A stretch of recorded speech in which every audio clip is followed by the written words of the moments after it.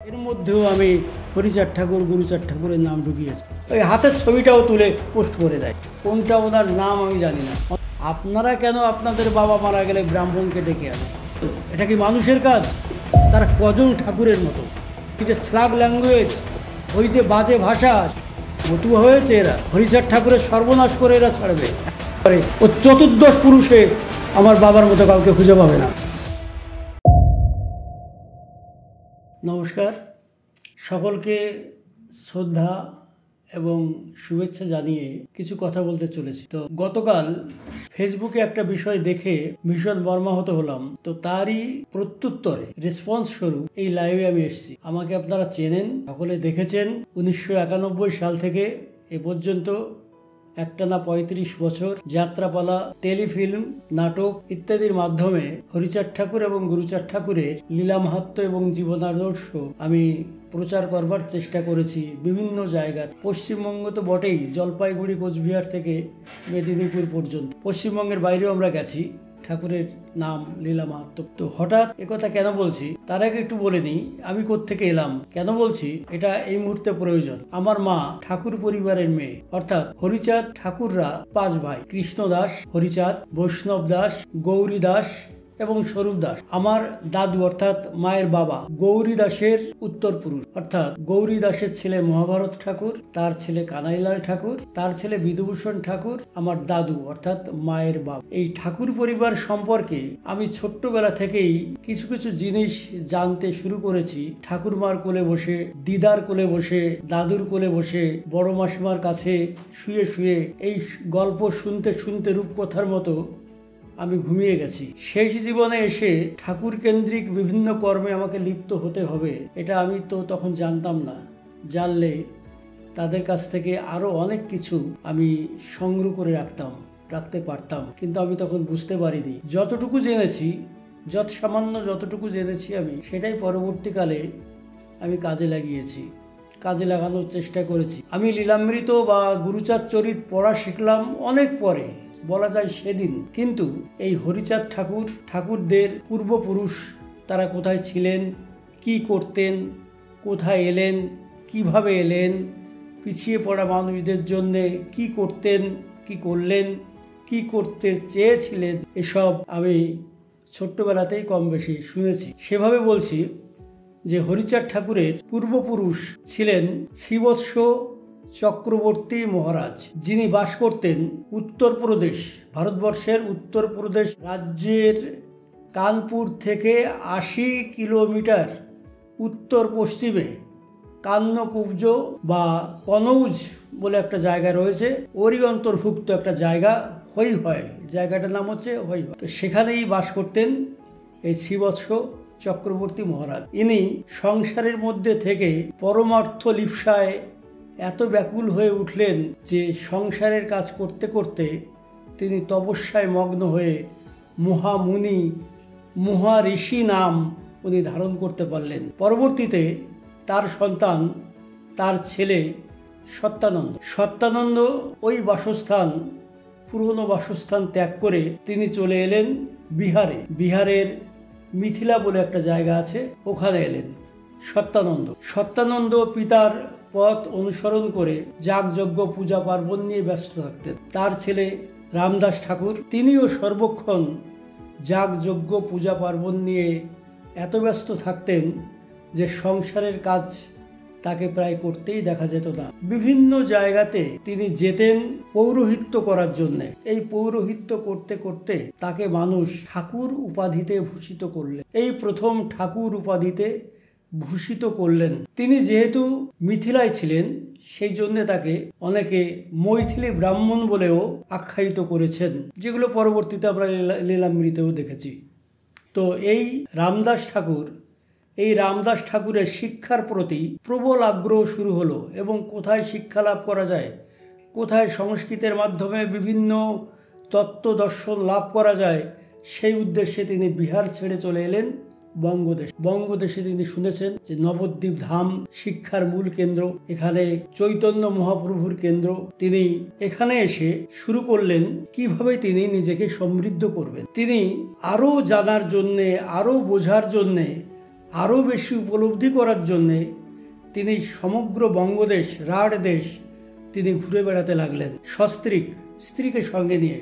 এবং ঘুরতে ঘুরতে তিনি যশোর জেলার নবগঙ্গার কাছে পৌঁছে গেলেন। এই নবগঙ্গা এরিয়াতে ছিল বেশিরভাগই নিম্নবর্গের মানুষ। এই নিম্নবর্গের মানুষের সঙ্গে রামদাস ঠাকুর মেলামেশা করতে গিয়ে তাদের যে অভাব, তাদের যে পরিস্থিতি, তা তিনি উপলব্ধি করলেন। তাদের এই অভাব, তাদের এই দৈন্য দশা দূর করার জন্য তিনি চেষ্টা করলেন। সেখানে যারা তার ভক্ত হয়ে উঠলেন তারা শেষ পর্যন্ত তাকে ছাড়লেন না, রামদাসকে ছাড়লেন না।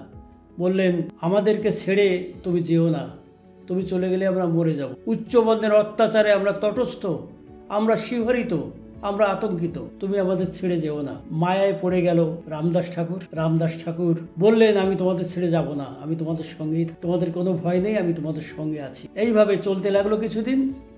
এটা দেখে রামদাস ঠাকুরের যে নিজস্ব সমাজ, ব্রাহ্মণ সমাজ, এই সমাজটা খেপে গেল যে আমাদের বংশের মানুষ রামদাস ঠাকুর, তিনি ওই নিচু জাতি, লোয়ার কোয়ালিটির মানুষের সঙ্গে কেন মিশছে? তাকে কথা জিজ্ঞাসা করলে তিনি বলতেন, যারা আমাদের খাদ্য যোগাচ্ছে, যারা আমার বাড়িতে ফসল তৈরি করে দিচ্ছে, আমাদের খাবার জায়গা তৈরি করে দিচ্ছে, আমরা কি খাবো, আমরা কিভাবে বাঁচবো, সেই চিন্তায় তারা বিভোর।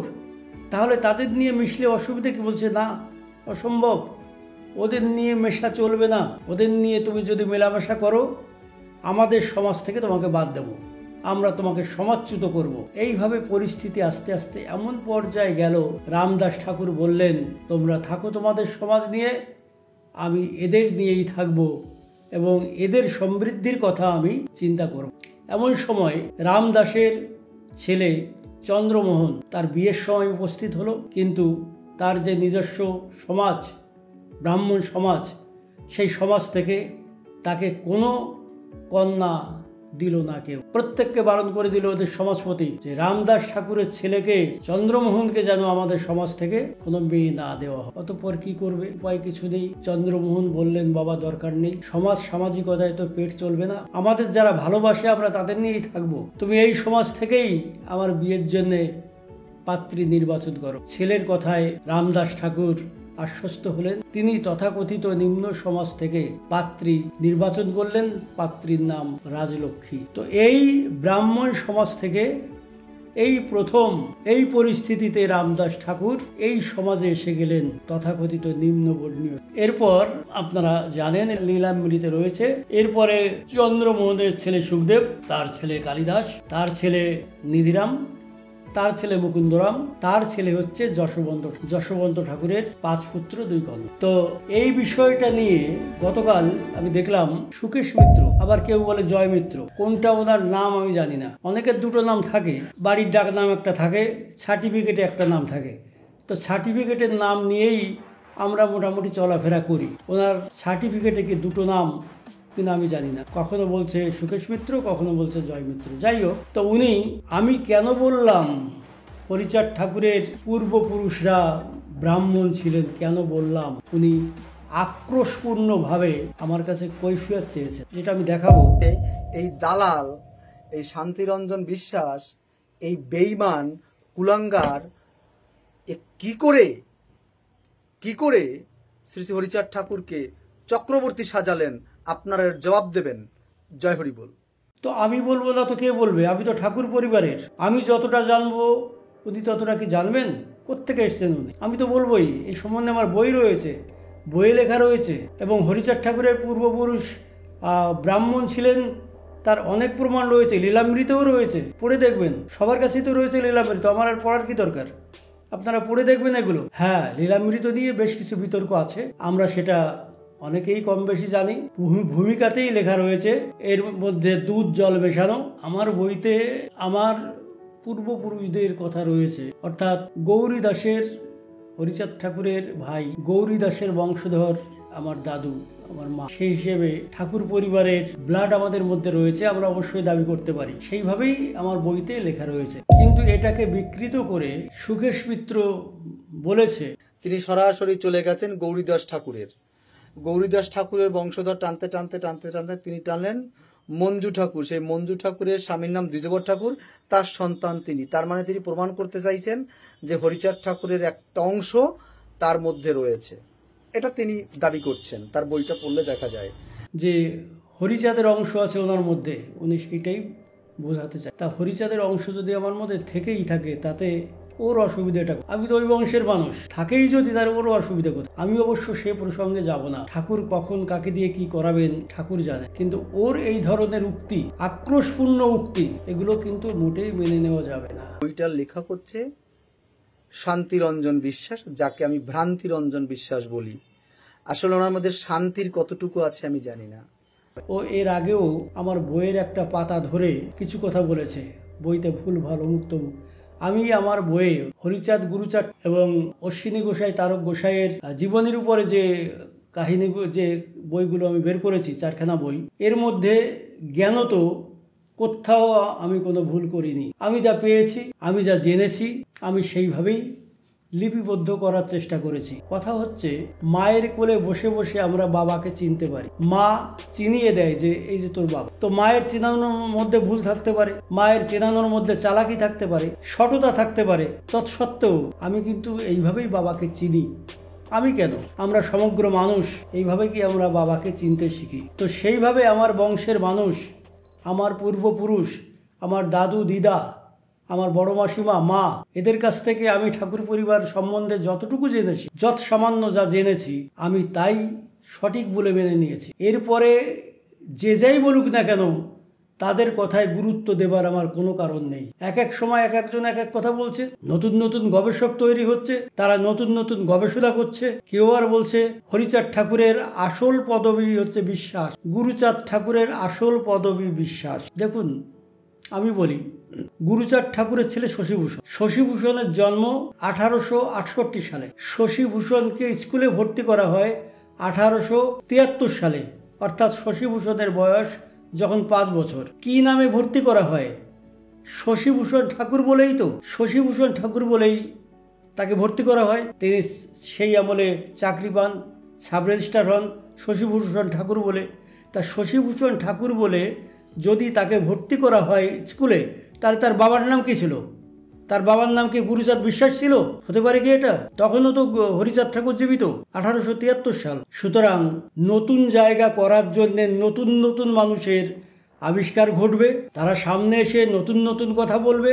মতুয়া ধর্মটা যে আজ 200 বছর এসছে, ধীরে ধীরে একটু একটু করতে করতে 200 বছর পেরিয়ে এসছে, এরা মনে করে আমরাই নিয়ে এলাম। এর আগে যারা এনেছে তাদের কোনো মূল্য নেই। এর আগে যারা আনার পক্ষে কর্ম করেছে, সেই সাধু গোসাই পাগল, এদের কোনো মূল্য নেই। এই আমরাই আনলাম। এখন তো কথায় কথায় ছবি, কথায় কথায় ছবি। আমি এখন অমুক জায়গায় হরি সবাই যাচ্ছি, ছবি তুলে পোস্ট করে দিল। অমুক জায়গায় হরি সবাই যেতে গিয়ে একটু পুকুর পেলাম, একটু হাতটা ধুয়ে দিলাম, ওই হাতের ছবিটাও তুলে পোস্ট করে দেয়। এই তো করছে। কাজ যা না করে তার থেকে ছবি বেশি দেয়। এইভাবে ব্যর্থ পরিচিত হতে চায়। এভাবে পরিচিত হওয়া যায় না, কর্মের মাধ্যমে পরিচিত হতে হয়। একজনকে হেয় করে নিজেকে বড় করা যায় না। আজ 1991 সাল থেকে এ পর্যন্ত 35 বছর একটানা সমগ্র পরিবার সহ যে কাজটুকু আমি করেছি, পশ্চিমবঙ্গ এবং পশ্চিমবঙ্গের বাইরের মতুয়ারা জানে যে কত কঠিন কাজ। সমগ্র পরিবার সহ, অনেকের তো 35 বছর বয়সই হয়নি। এগুলো জানে বিরাট দা, অর্থাৎ ডক্টর বিরাট বৈরাগ্য মহাশয়, জানে সন্তোষ বারুই মহাশয়। কারণ তখন বক্তা হিসেবে এই দুজনই ছিল। এখন তো ঘরে ঘরে বক্তা, যে কথা বলতে না পারে সেও বক্তা। তখন কিন্তু বক্তা পাওয়া যেত না। এই দুজন বক্তা ছিলেন এবং এদের সঙ্গে আমার দেখা হতো প্যান্ডেলে। উল্লেখযোগ্য কবিগান বলতে ছিল অসীমদার দল, অসীম সরকারের দল। উল্লেখযোগ্য যাত্রা দল বলতে ছিল শান্তিহরি নাট্য সংস্থা, যেটা আমাদের 10 জনের নেতৃত্বে চলতো। এখন তো ঘরে ঘরে যাত্রা দল, যাত্রা দলের কোনো অভাব নেই। তো সেই সময়ে মানুষকে জড়ো করতে কষ্ট হতো। যাত্রা আবার কি, হরিযাত্রা আবার কি, এগুলো আমরা করেছি। তো মানুষকে মূল্য দিতে শিখুন। ওইভাবে বড় হওয়া যায় না। আঙুল উঁচিয়ে উঁচিয়ে, নাচিয়ে নাচিয়ে, কপাল ভাঁজ করে ওইভাবে কথা বললে মূল্য পাওয়া যায় না। আমার যে বইগুলো আপনারা জানেন, দেখেছেন, আমার বইগুলোর মধ্যেও আমি বিভিন্ন সময় যে বইগুলো আমার বেরিয়েছে, বইগুলোর মধ্যেও ঠাকুর সম্বন্ধে আলোচনা করার চেষ্টা করেছি। ঠাকুরকে যাতে 5 জনে চেনে সে চেষ্টা করেছি। আমি 2 জন পাবলিশারের কাজ করি। আমি আরও 5 জন রাইটারের মতো ওই ছেপে ব্যাগে করে ওই মঞ্চে মঞ্চে গিয়ে ফ্রিতে সবাইকে বিলিয়ে দিলাম, এভাবে নয়। আমার বই 2টো পাবলিশারের মাধ্যমে পাবলিশ হয়। তার একটা হচ্ছে সঞ্জীব কুমার চক্রবর্তী, যার সঙ্গে আমার 1990 সালে পরিচয়। 1990 সালে একটা নাটক প্রকাশের মধ্যে দিয়ে ওনার সঙ্গে আমার পরিচয়। সেই থেকে এ পর্যন্ত, অর্থাৎ এই 35 বছর 36 বছর বেশ কয়েকটা বই, বিভিন্ন টাইপের বই ওনার মাধ্যমে হয়েছে, উনি সেগুলো করেছেন। তো সুকেশ মিত্র ওই বইখানা তুলে, পাবলিশারের নাম সঞ্জীব কুমার চক্রবর্তী, তাকে ঘিরে এমন সমস্ত মন্তব্য করলো, সেগুলো আপনাদের দেখাচ্ছি, দেখুন। এখন এই বইয়ের প্রকাশক হচ্ছে সঞ্জীব কুমার চক্রবর্তী। এখন সেই চক্রবর্তী সমাজে চক্রবর্তী মানুষকে খুশি করতে গিয়ে এই ব্রাহ্মণদের পা চাটতে গিয়ে চাটতে আমার মনে হয় এই শান্তিরঞ্জন বিশ্বাস কোনো ব্রাহ্মণ যদি এর পাশে দাঁড়ায়, তার পা চাটতে সেটাই চামড়া তুলে দেবে। এর জন্মটাই মনে হচ্ছে এই পা চাটার জন্য। দেখুন আর ভাবুন যে কে এসছে মতুয়া ধর্মের মধ্যে, মতুয়া ধর্মটাকে কি করবে, আপনারা ভাবুন। সঞ্জীব কুমার চক্রবর্তী, উনিই পাবলিশ করেছেন আমার প্রসঙ্গ হরিচাঁদ ঠাকুরের জীবনী, মানব দরদে গুরুচাঁদ ঠাকুরের জীবনী, উদাসী মানুষ অশ্বিনী গোসাইয়ের জীবনী এবং কবি রসরাজ তারকচন্দ্রের জীবনী। আমি দেখাচ্ছি বইগুলো। এই হচ্ছে প্রসঙ্গ হরিচাঁদ, আপনারা দেখেছেন এসব বই। এই হচ্ছে মানব দরদী গুরুচাঁদ। এই দেখুন পিছনে সঞ্জীব কুমার চক্রবর্তীর ছবি, প্রকাশক। এইটা উদাসী মানুষ অশ্বিনী গোসাইয়ের জীবনী। এটা হচ্ছে কবি রসরাজ তারক গোসাইয়ের জীবনী। তা এগুলো তো ওরা পাবলিশ করে, ওদের কাছে তো আমার যেতেই হবে। তোমার দ্বারাই তো আর এসব কাজ হবে না, তোমার আত্মীয় স্বজন বন্ধু বান্ধব বাবা কাকার দ্বারাই সব কাজ হবে না, এদের কাছেই যেতে হবে আমার। আমি এদের কাছেই গেছি এবং এ পর্যন্ত অনেকগুলো বই ওনার মাধ্যমে আমার হয়েছে। দেখুন এই একটা বই, মহাপ্রভুর কৃষ্ণ দর্শন। এই দেখুন এস চক্রবর্তী এন্ড সন্স ওনার দোকানের নাম। এই দেখুন একটা নাটক, রাঙা দাদুর ফুল সজ্জা। এই দেখুন এস চক্রবর্তী এন্ড সন্স।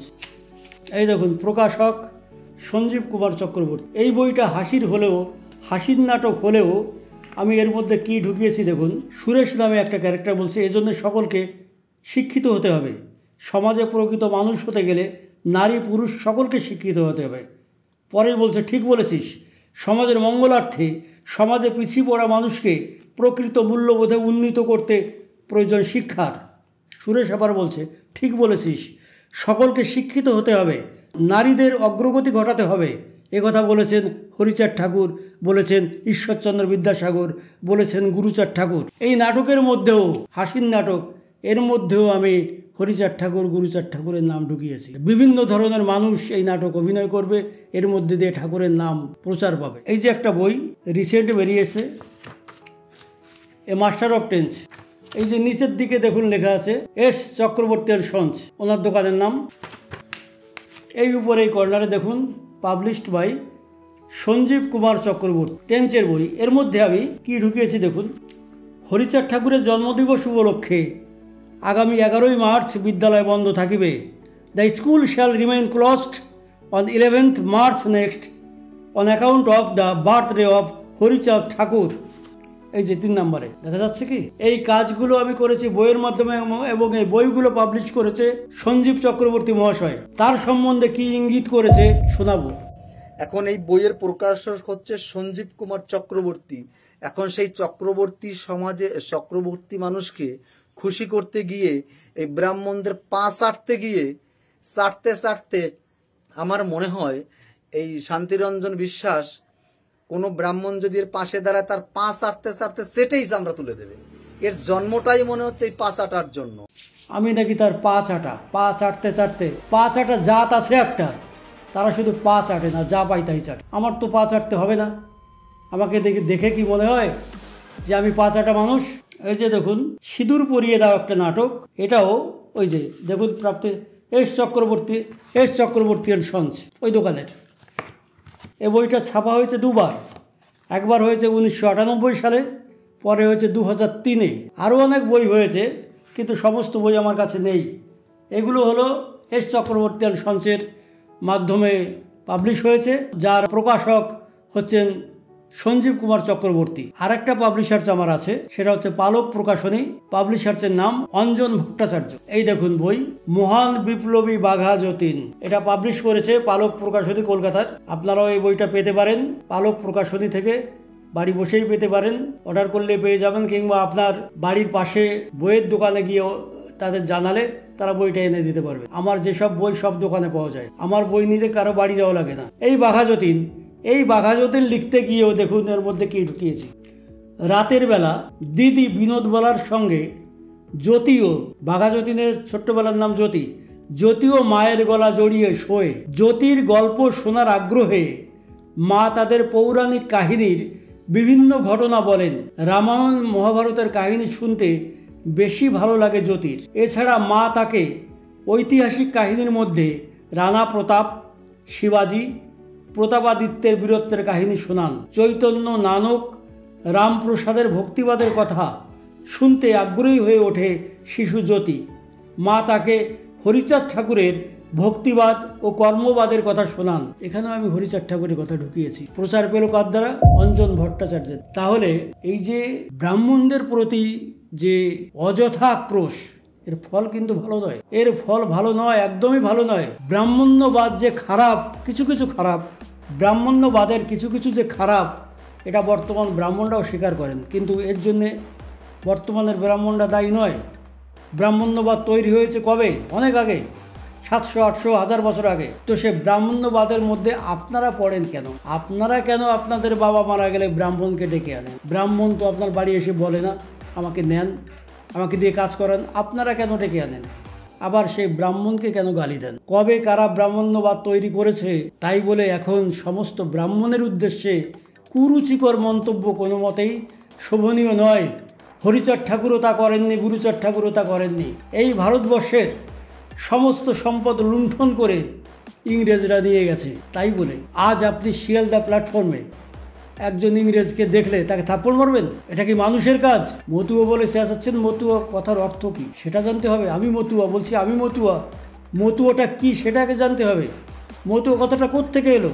1830 খ্রিস্টাব্দে, অর্থাৎ হরিচাঁদ ঠাকুরের বয়স যখন মাত্র 18 বছর, তখন উনি চারিদিকে তাকিয়ে যখন দেখলেন যে যারা তথাকথিত উচ্চবর্ণ, তারা পরিকল্পিতভাবে এই নিচু জাতির উপর অত্যাচার করছে, অত্যাচার করে করে তাদের জীবনটাকে দুর্বিষহ করে তুলছে, তখন হরিচাঁদ ঠাকুর ওই নিম্নবর্ণীয় যারা, তাদের ডেকে ডেকে কাছে নেন, বললেন আমার কাছে আয়, তোদের আমি শেখাচ্ছি কিভাবে কথা বলতে হবে, কিভাবে চলতে হবে, কোন কথাটা বললে তার উত্তরটা কিভাবে দিতে হবে, আমি তোদের শেখাচ্ছি।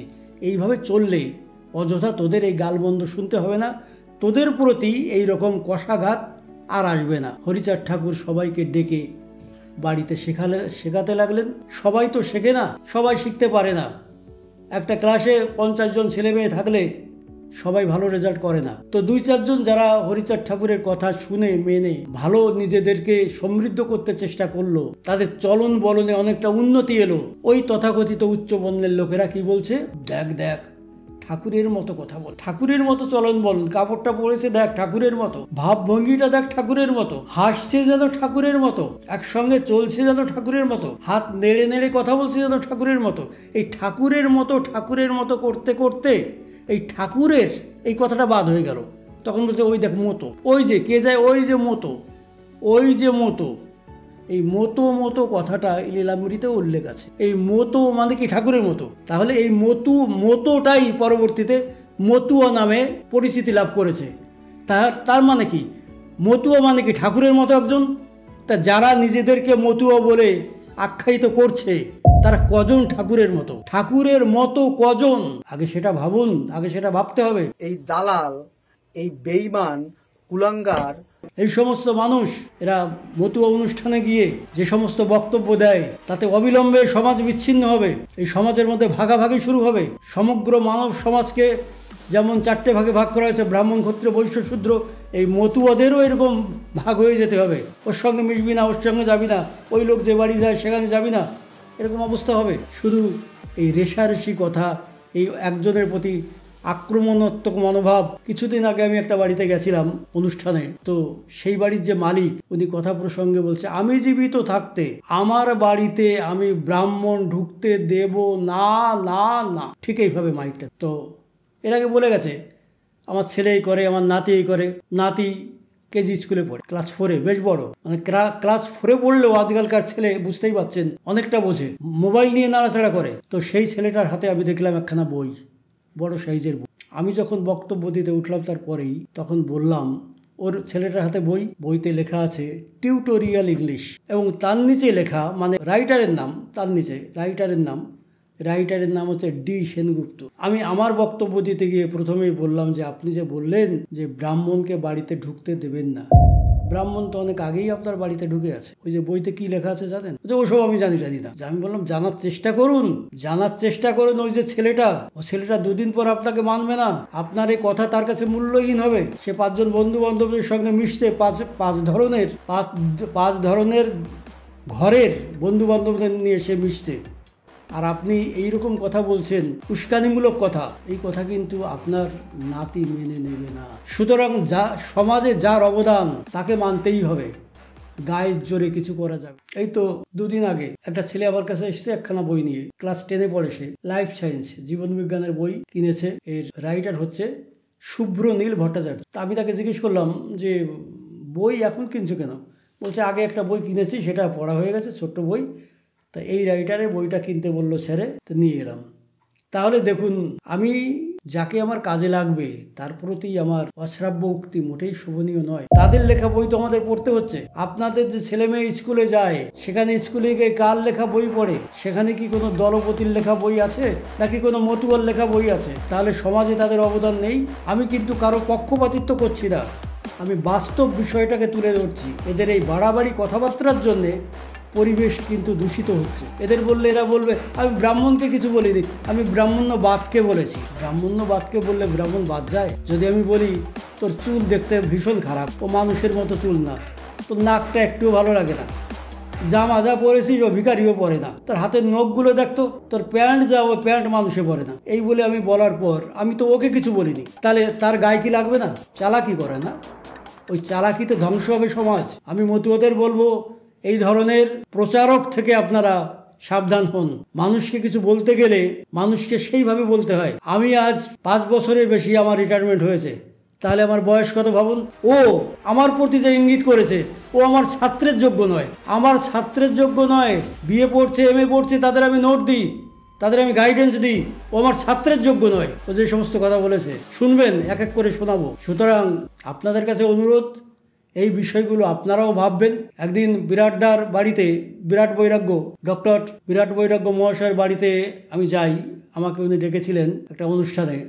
তো গিয়ে আমি এই মহামানবকে দেখলাম। তো আমি বিরাটদাকে বলবো যে এদের নিয়ে যদি আপনি চলেন, আমি আপনার সঙ্গ ত্যাগ করব। শুধু তাই নয়, এই কথার পরিপ্রেক্ষিতে, সুকেশ মিত্রের কথার পরিপ্রেক্ষিতে আরও কয়েকজন যে কমেন্ট করেছে, যে ভাষায়, ওই ভাষার সঙ্গে আমরা পরিচিত নই, ওই সমাজের সঙ্গে আমরা পরিচিত নই। আমার সমাজ গড়ে দিয়েছে আমার মা, আমার বাবা, আমরা সেই সমাজের মানুষ। ওই যে স্ল্যাগ ল্যাঙ্গুয়েজ, ওই যে বাজে ভাষা, সেগুলো দেখাচ্ছি আমি। মতুয়া হয়েছে এরা, হরিচাঁদ ঠাকুরের সর্বনাশ করে এরা ছাড়বে। এখন সম্ভ্রান্ত মানুষ, তারা মতুয়াদের দেখলে নাক শিটকায়। কেন শিটকায়? সবাই কি এই? সবাই নয়, এই ধরনের মানুষের জন্য। আপনি দেখুন যে একজন মানুষের সম্বন্ধে যদি কোনো কমেন্ট করতে হয়, তার একটা ভাষা আছে, তার প্রসেস আছে। এরা আদিম মানুষ, আনকালচার্ড, শিক্ষা এদের ঘরে ঢোকেনি। শিক্ষিত মানুষের মুখ দিয়ে কখনোই এই ধরনের ভাষা বের হতে পারে না। আজকে আমার সঙ্গে 35 বছর, আমার ছেলে মেয়েরা না থাকলেও, ওরা প্রথম দিকে ছিল, আমার মিসেস আছে। এরা তো অবাক যে কারা কমেন্ট করেছে, এরা কি মানুষ জাতি, এই ভাষা। যাই হোক, আমি দেখলাম বাংলাদেশ থেকেও অনেকে বলেছে আমাকে, দাদা আপনি কিছু বলুন। কিছু না বললে তো পেয়ে বলবে, ভুল ভ্রান্তি হতে পারে, কাজ করতে গেলে ভুল হয়, ভুল হতে পারে, কিন্তু তাই বলে এই ধরনের আক্রমণ, যে কাজগুলো আমি আজ 35 বছর ধরে করছি, করে দেখো। সবে তো তোমার গতকাল জন্ম হলো, যা না করছো তার 3 গুণ ছবি দেখাচ্ছ মানুষকে। এই সুকেশ মিত্র আমার ওই বইদের প্রথমে, আমার যত বই আমি আমার বাবা আর মায়ের নামে উৎসর্গ করেছি। হরিচাঁদ ঠাকুর, গুরুচাঁদ ঠাকুর আমাদের মাথার উপরে আছেন, কিন্তু আমার জীবনে সব থেকে বড় দেবতা আমার বাবা, আমার মা। আমার বাবা আমার মা ছিলেন, তাই যে কথা উনি বললেন সে কথাটা আমি ভুলে গেছি। 5টা MA তাই নিয়ে উনি ব্যঙ্গোক্তিও করেছেন। নাই বলদকে কি বলবো বুঝে উঠতে পারছি না। লেখাপড়া করেছেন, বিভিন্ন বিষয়ে PhD মানে MA করেছেন, যতগুলো MA করেছেন মনে হয় অতগুলো কি বলবো একটু দেখে নেবেন। সন্দেহ পোষণ করেছেন। ক্যালকাটা ইউনিভার্সিটিতে আমার বাংলা MA, বিদ্যাসাগর ইউনিভার্সিটিতে আমার ইংলিশে MA, বর্ধমান ইউনিভার্সিটিতে আমার হিস্ট্রিতে MA, কল্যাণ ইউনিভার্সিটিতে আমার এডুকেশনে MA, বর্ধমান ইউনিভার্সিটিতে আমার ফিলোসফিতে MA, এরপরে কমার্সের লাইনে আমার BCom ডিস্টিংশন রয়েছে, BED ফার্স্ট ক্লাস রয়েছে, MA ইতিহাসে ফার্স্ট ক্লাস রয়েছে। এগুলো ওনার কথাবার্তার মধ্যে কেমন যেন একটু সন্দেহজনক ব্যাপার। তো আপনারা যারা মতুয়া, আপনারা যদি কখনো দেখতে চান, আমি আমার ওই সার্টিফিকেট জেরক্স করে আপনাকে দেখাবো। তবে ওকে নয়, ও লোকজন নিয়ে দেখতে এলে ওকে 5টা MA করতে হবে, তারপরে আমার সামনে আসতে হবে। 5টা MA করে আমার সামনে আসতে হবে, নইলে ওর পাশে আমি দাঁড়াতে রাজি নই, ওর পাশে আমি বসতে রাজি নই। আমার বাবার উদ্দেশ্যে কি বলে জানেন? বিধুভূষণ ঠাকুর মানে আমার দাদু, মার বাবা, আমার বাবাকে বলেছিল যে আমার মেয়েকে তোমাকে দিলাম, আমার মেয়েকে তুমি কিভাবে রাখবে সেটা তোমার স্বাধীনতা, কিন্তু যদি পারো এই পিছিয়ে পড়া মানুষের জন্য একটা স্কুল তুমি করো। একটা স্কুল কিন্তু করেছেন ভাইনা যশোদামণি উচ্চ বিদ্যালয়, এই ভাইনা স্টেশনের কাছেই, যে স্কুল মাঠে বিরাট দা ডক্টর বিরাট বৈরাগ্য মহাশয় অনুষ্ঠান করে গেছেন। ওনাকে জিজ্ঞেস করলেই আপনারা পাবেন। শুধু তাই নয়, উনি একটা শ্মশানও নির্মাণ করেছেন, আশ্রম, যেখানে সারাদিন ঠাকুরের নাম গান টান হয়, শবদাহ হয়, মানে মানুষ জীবিত মানুষের জায়গা দেয় কিন্তু মৃত মানুষের জায়গা কেউ দেয় না। উনি কিন্তু সে জায়গাটাও করেছে। রেল ব্রিজ আছে 111 নম্বর, ওর পাশে শ্মশানে 4 বিঘে জায়গা দান করেছে বাবা। স্কুলে যশোদামণি আমার ঠাকুরমার নাম, স্কুলে 4 বিঘে জমি দান করেছেন, 8 বিঘে জমি দান করেছেন। দুটো প্রতিষ্ঠানের জন্য 8 ইঞ্চি জায়গা মানুষ পরের উপকারে দিতে চায় না, পরের কল্যাণে দিতে চায়, আর সেখানে 8 বিঘে জমি দান করেছেন। একটা জীবনে দুটো প্রতিষ্ঠান তৈরি করেছেন। আমি আমার বাবার নামের আগে লিখেছি মহা আত্মা, পুঁটি মাছের আত্মা নয়, এসব আত্মা পুঁটি মাছের আত্মা নয়, মহা আত্মা। উনি এই মহাত্মা কথাটা নিয়েও ব্যঙ্গসুলভ উক্তি করেছেন, আমি দেখাবো, সব আমার কালেকশনে রয়েছে। সুকেশ মিত্রের কথা।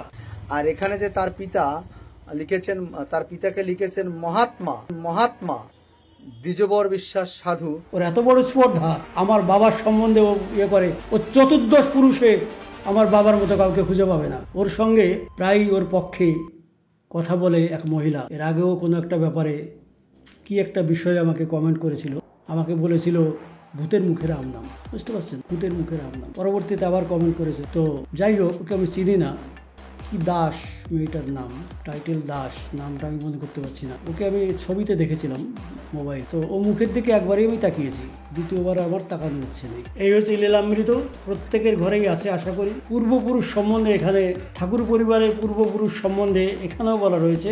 পাতা নাম্বার 25 যেটা প্রকাশ করেছেন শান্তনু ঠাকুর মহাশয়। হরিচাঁদের পূর্বপুরুষগণের পরিচয়। মিথিলা প্রদেশবাসী, বঙ্গে বাস অভিলাষী, ব্রহ্মবংশ এক পরিবার, ত্যাজিয়ে দেশের মায়া, গৌরাঙ্গ পদছায়া, লবিবারে হলো আগুসার, রার খণ্ডে বাস করি, মুখে বলে হরি হরি, শ্রীগৌরাঙ্গ ভকত সাজিল, দেখিয়ে গৌরাঙ্গ রূপ, প্রেম ভরে দিল ডুব, জাতি গর্ব সব দূর হলো, ব্রাহ্মণের গর্ব ভুলি, লইতে ভক্তের ধুলি, আকুলি বিকুলি করি কাঁদে, হরি হতে ভক্ত বড়, মনে এই চিন্তা বড়, প্রেম ডোরে বাঁধে গোরাচাঁদ। বুঝতে পারছেন, এখানেও ইঙ্গিত রয়েছে। হরিচাঁদ ঠাকুরের পূর্বপুরুষগণ ব্রাহ্মণ ছিলেন। শুনুন, ব্রাহ্মণ থাকুক আর না থাকুক সেটা বড় কথা নয়, বড় কথা আমাদের প্রয়োজন হরিচাঁদ ঠাকুরকে, গুরুচাঁদ ঠাকুরকে। তারা যা বলেছেন, তাদের যা আদর্শ, সেই আদর্শ মেনে আমাদের সাধ্যমতো চলা উচিত। আমরা চলব হাতে হাতে মিলিয়ে, কাঁধে কাঁধ মিলিয়ে, এটাই আমাদের ব্রত হওয়া উচিত। বংশ অনেক সময় চেঞ্জ হয়, জাত বিভাগ চ্যাপ্টার যদি পড়া যায়, জাতি কি করে তৈরি হলো, কত হিন্দু মুসলমান হয়ে যাচ্ছে না চাপে পড়ে। এই কিছুদিন আগেও একজন হিন্দু মুসলমান হলো এক মাস্টারমশাই, শুধুমাত্র চাকরি রক্ষার ক্ষেত্রে।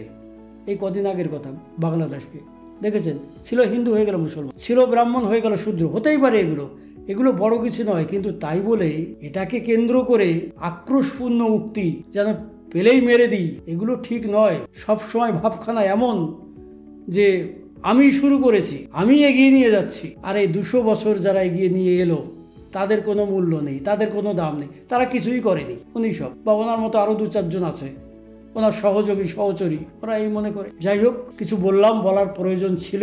না বললে অনেকে মনে করতেন যে ও যা বললো ঠিকই বলেছে, তা না হলে তো শান্তিবাবু উত্তর করতো। সেই জন্যে আমি আপনাদের সম্মুখে লাইভে এসেছি। ভুল ভ্রান্তি কিছু হয়ে থাকলে নিজ গুণে ক্ষমা করবেন। নমস্কার।